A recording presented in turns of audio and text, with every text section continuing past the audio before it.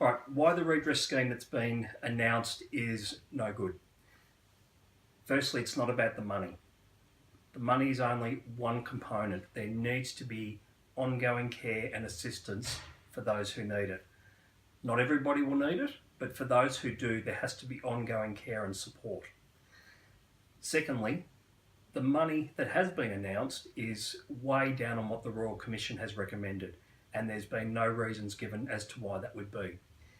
It was announced by Francis Sullivan from the Truth, Justice and Healing from the Catholic Church that the scheme was fair and affordable.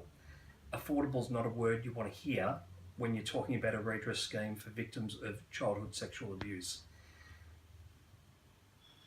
We've long said there has to be a component for the past wrongs and pain and suffering. The amounts that could be an average of, say, 10 to 20,000 just doesn't appear to cater for that at all.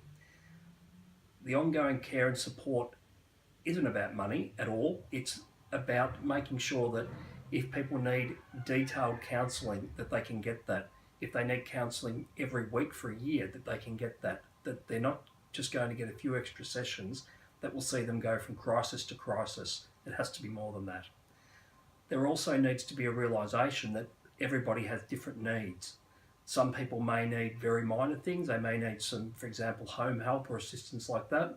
Somebody else may need some detailed assistance. They may need short-term rental assistance, bits and pieces. It has to be individualised care as well. Pete? Yep.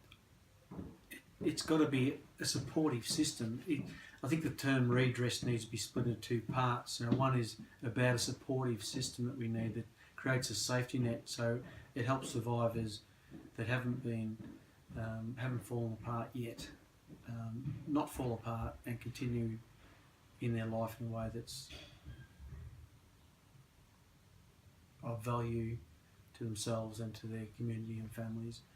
For those that have fallen apart, to get the right sort of supportive help, so that premature death isn't the only pathway forward, and using some case management, that's that supportive net that can drop in when it's needed and drop back when it's not required.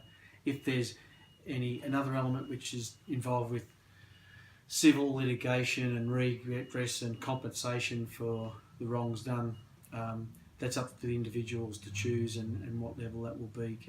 So there's sort of, it's just saying redress is almost insult to survivors, saying here's some money, it's going to fix stuff. It doesn't matter how many noughts or lack of noughts. It's not about the dollars and cents. It's about doing things in a way that help people not take their own lives. It's putting support in, like Andrew said, by accessing existing services.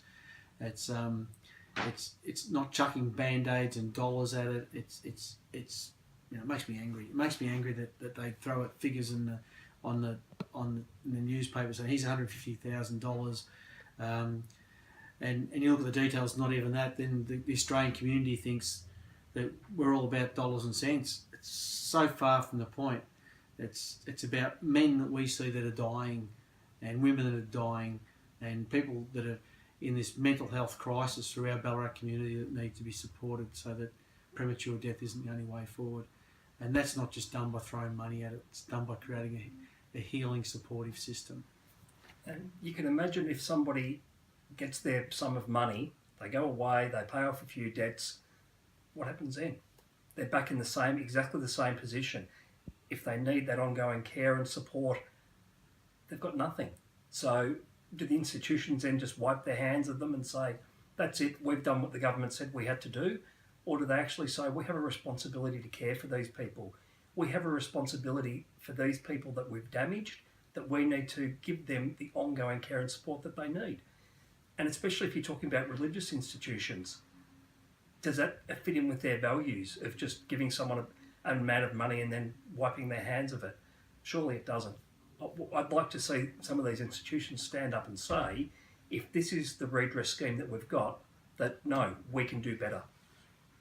And we'll attach a copy of the redress scheme that, for want of a better word, that Andrew and I put together with some help by Andrea, and she put the words together for us into paper.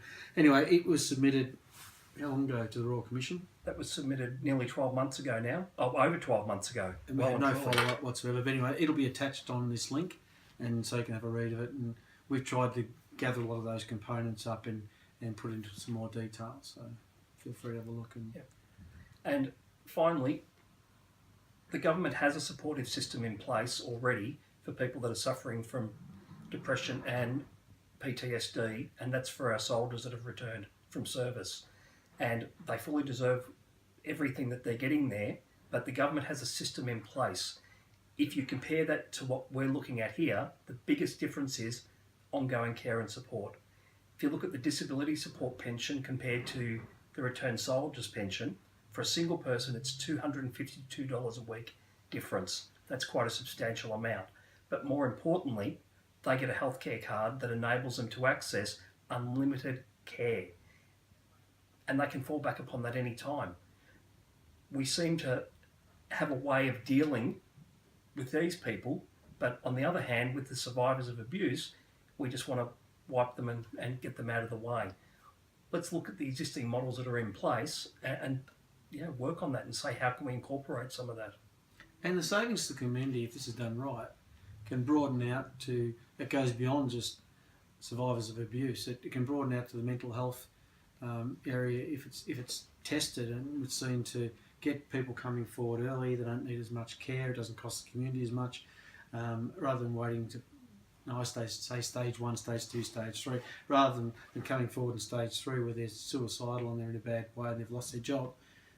The more the people come forward early, it saves the community at not only the values levels but at the resources of the community, and we've got this healing, healthy community as opposed to this destructive, falling apart community. So it can broaden right out. If we can do this properly and we can learn our lessons, then it starts to change the way we do things. So that's what Andrew and I have been talking about for a long time. We seem to be like two cracked records that just go on and on and on. So we decided we'd put this together and just get a message across and try to lock it in time, because it's getting to that point where it's critical. It's critical that the right choices are made, and the people within the government organisations and the organisations that have been part of this abuse need to realise that the Australian community see that this isn't about just dollars and cents. This is about healing some damage that is horrendous to children, damaged in the past that need support today, and making sure that children in the future